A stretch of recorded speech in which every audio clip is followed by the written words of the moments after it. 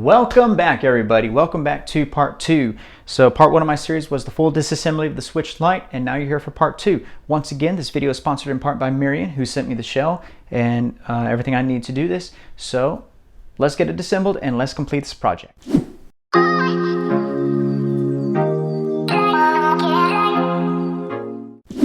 Alright, so we're going to take our screen and we're going to place it inside the new shell. So just be careful with it because of the ribbon cables. You don't want to pinch anything and you don't want to do any damage. So just weave it in there and just be careful because that adhesive is really sticky. So when you're doing this, make sure you're mindful of that small ribbon cable on the right side. You don't want to damage it. Whenever you're done, make sure you look at all of the edges and make sure everything is aligned. So far so good, our edges are good to go. Alright, next what we're going to do is transfer these plastic washers over to the new shell. They're only held in place by a little bit of adhesive, so no need to worry there. Just be careful because they're fragile. The purpose of these washers is to prevent larger dust particles or dirt getting inside of the Joy-Cons and causing Joy-Con drift. Notice the little nubs on the old shell. They are also on the new shell. Use these to help align the plastic washers.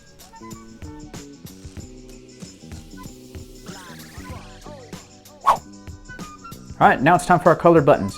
So just make sure when you put these in, you pay attention to those little slots. They only go in one way, so just take your time. And if you have a hard time placing these in there, you can use a set of tweezers, especially with this one button right by the ribbon cables. So once that's done, this is what they should look like.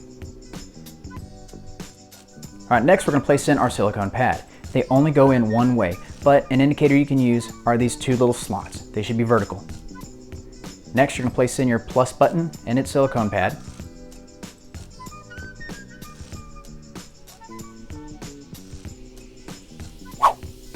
Then your home button.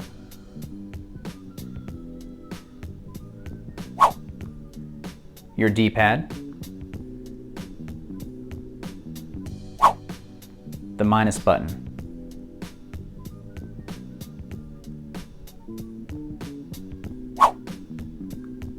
And your screen capture button. All right, we move on to our left thumbstick. Make sure that the ribbon cable is faced this way. All right, we're gonna go to the other thumbstick. Make sure your ribbon cable is facing this way. All right, once that's done, we're gonna take the tray and we're gonna place it back onto the switch. Just make sure that you take this ribbon cable and feed it through that center hole like it was previously fitted before. Make sure all your other ribbon cables and wires, everything is free, so it allows the tray to sit nice and flush, and you also have free reign of all those cables and wires. All right, now what we're gonna do is take the sensor with the white wire and place it back where it previously was, and we're gonna screw it down. Once that's done, we're gonna replace the 4 screws back in these locations. All right, next we're gonna take this white wire and we're gonna route it back through those little pegs that it was previously installed in. Just take your time and be careful because you don't want to damage anything. And the purpose behind this is to keep this wire free and out of the way once we place the motherboard back in. Once that's secure, do the same thing with the black wire. All right, now it's time to set the motherboard back into place. So here you're gonna have to do a little bit of work. Place it down where it should go and take your time to work out all of the ribbon cables and the wires. So work with the white wire and free it and lift up the game card slot and take out the side ribbon cable and the bottom ribbon cable.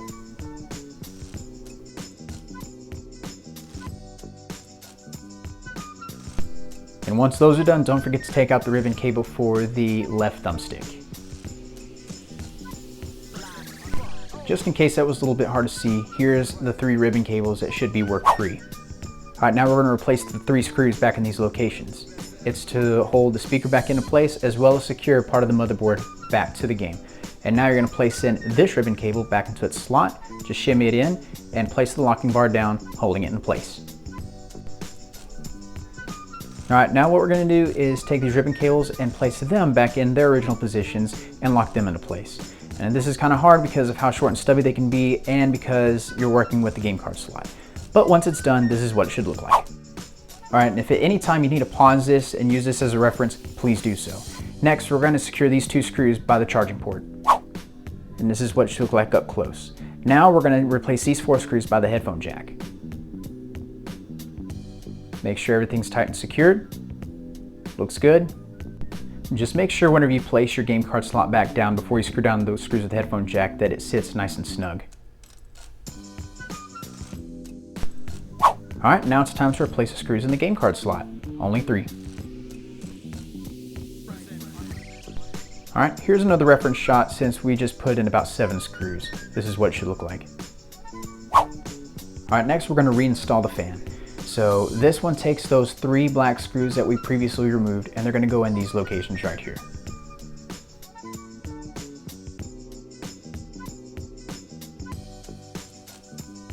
Once that's done, go ahead and replace the black and white wires back to where they originally came from and make sure they snap securely into place. This is what it should look like.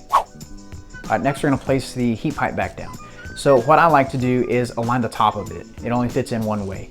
And then that helps set the screw spots where the screws go. Now we're going to place the screws in back in these 3 locations. Alright, not sure if you can see it or not, but just above the fan is the small ribbon cable that needs to be reattached. So shimmy it into place and lock it back into the locking bar. Next we're going to set the motherboard down for the other side, and just like before, make sure it's free of all wires and ribbon cables. Alright, a lot of screws here, but again, this is just for your reference. So I'm replacing the speaker back here, and just be careful with that ribbon cable. Now something to remember is on this speaker, I had taken it apart previously, and I still haven't put it back together. So 2 of those screws are not needed to be replaced if you didn't even take them apart. So here you see the side screw, and then here's where I put in the 2 top screws. Again, this is just for the speaker housing, and they do not need to be removed.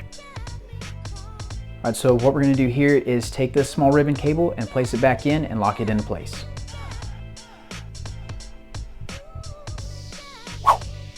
Alright, now this ribbon cable I placed in without putting in the screw. I'm going to come back to it later. Alright, now this little speaker wire needs to pop back into place. And the ribbon cable for the thumbstick. Alright, now we're going to take the Z buttons and we're going to disconnect it from the old part of the switch. It simply just pops off with those nubs. Don't be afraid to break it. Go ahead and grab the new part of the shell, looks the exact same way, and just pop it into place. Once again, you might have to use a little bit more pressure, but you won't break it. Alright, so here, place your L button back in, but be careful, there's a little nub that sticks into the little housing, and sometimes when you push it in, that little nub can come undone and prevent that button from being fully pressed down. Alright, place your membrane back onto the ZL cluster and align it with the screw holes. Now something significant about this is this ribbon cable lays on its side. So you're going to have to mount this ribbon cable inside of the tiny slot on the ZL cluster.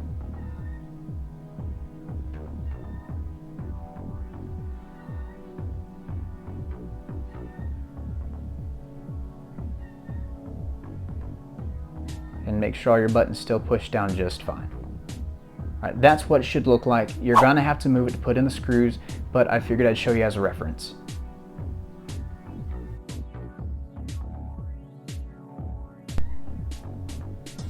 Alright, everything's seated just fine and the buttons still press just fine. Alright, now I'll go over and do the same thing to the other side. Just simply place in the R button, and then something I didn't mention is a spring. Just make sure that whenever you place in that R button and everything works just fine, take your tweezers and work the spring into the little part of the housing.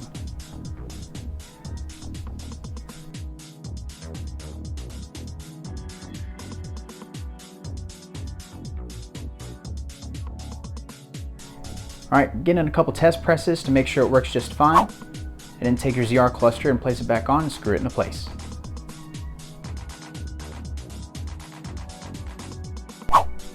Alright, right here, this ribbon cable, I went ahead and connected it, but you don't have to because you're going to have to come back and disconnect it to connect the battery right here.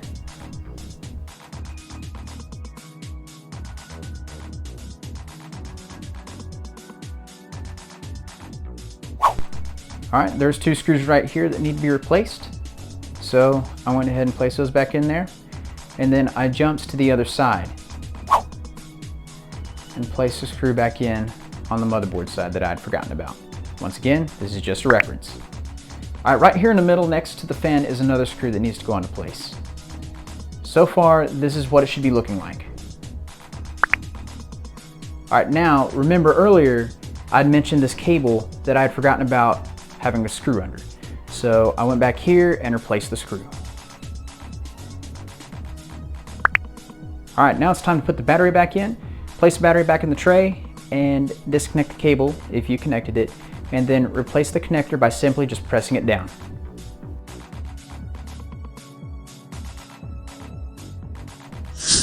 All right, we're almost done. Now it's time to take this back plate and place it back on the way it originally was, and align the screw holes and put the screws back in. Looks good. All right, now we're gonna move to the other plate. So there's only 3 things we need to take off here.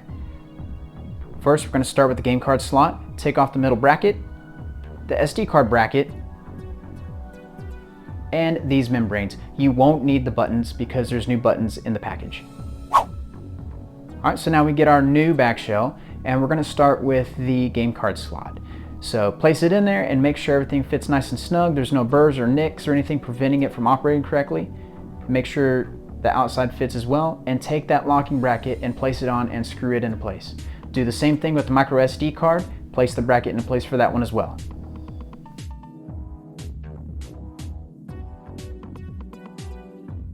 All right, so now we're gonna place in our power and volume buttons. But starting with the power button, it only goes in one way, and it should go in and look just like this. All right, go ahead and grab your volume button and place it in. It should look like this. Now you're gonna take those silicone pads and place them on the power and volume buttons, and notice on each side there's 2 pegs. Make sure those are pressed all the way down so it's held into place.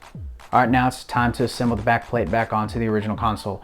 So what you're gonna do is place it on there and align it and just start snapping it into place. Make sure there's no bulging or anything preventing it from closing correctly. Once that's done, you're gonna replace your 4 Phillips head screws on the top and the bottom. Then once those are done, you're gonna move to the back and place those 4 tri-wing screws on the back, 2 on the left and 2 on the right. All right, now it's time for the screen. So this kit comes with a wet and dry cleaning wipe. So first, of course, take the wet cleaning wipe and give it a good wipe down, and then come back with the dry one and try to wipe it all away. It may take some time. And boom. Now we're gonna place the new screen protector on the console. Now, I don't know if this is supposed to be a screen protector or if it's supposed to replace the actual screen itself, but just place it on there and you're gonna have bubbles. So whenever you do, just press outward towards the edges and work them out. Once that's done, give it a good wipe down and inspect it. Make sure there's no other bubbles. Make sure everything's aligned correctly, because you can take this off and reapply it. So far, so good.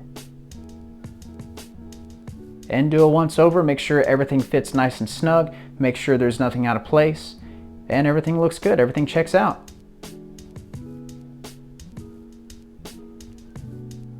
So with that being said, we have our finished product.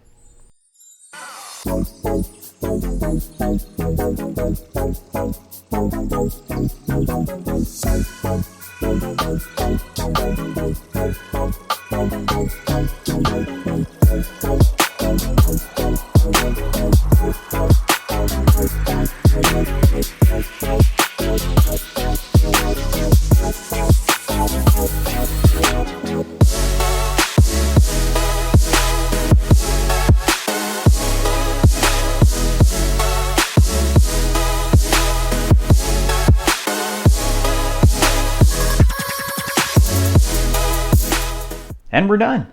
That's it. That's all that was needed to put this new shell on this Nintendo Switch Lite. I know it's kind of intimidating and there's a lot of components and a lot of screws, but just take your time. Just do your research, take the plunge. This stuff is fun and it's interesting, and it can be time consuming, especially for those that need some time consuming in their lives. But other than that, that's all for today's video. And like I said before, if you haven't, go check out the Retro Future on YouTube. The host name is Elliot and he's got some great content. Once again, I'm going to post his video in the link below, and these shells can be purchased at AliExpress by a company called Mirian. I'm Speed Demon 8706. Have a great day.